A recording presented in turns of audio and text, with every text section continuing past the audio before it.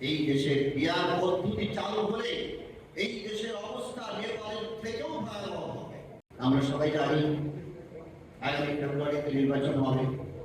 আমরা দেখছি একটি মহল বিয়ারের দাবিতে মাঠ গরম করছে, অথচ আমাদের প্রতিবেশী নেপালের অবস্থা আমরা দেখছি 2008 সালের পর থেকে এ পর্যন্ত সেখানে 15 বার সরকারের পরিবর্তন হয়েছে এবং এই পরিবর্তনের মূল কারণ ছিল বিয়ার পদ্ধতি।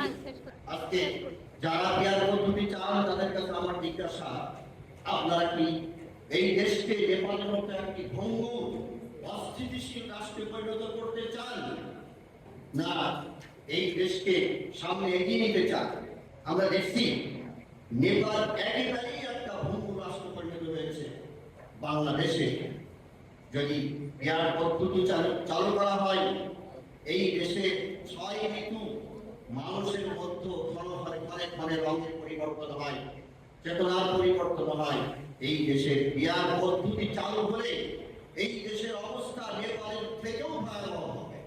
এই জন্য আমাদের যারা সহযোগিতা ছিলেন এক সময় তাদের কাছে আহ্বান জানাবো, আপনারা এগুলি ছেড়ে দেন। ক্ষমতার হীন স্বার্থে দেশ বিরোধী, দেশের স্বার্থ বিরোধী এই ধরনের যে আপনাদের দাবি দেওয়া আছে, এগুলো ছেড়ে দেশের জন্য, ইসলামের জন্য কাজ করেন। দেশের জনগণ এই নির্বাচনের মাধ্যমে যদি আপনাদেরকে নির্বাচিত করে, তা আপনারা তখন বিয়ার পদ্ধতি সহ যা চান সেগুলো বাস্তবায়ন করবেন।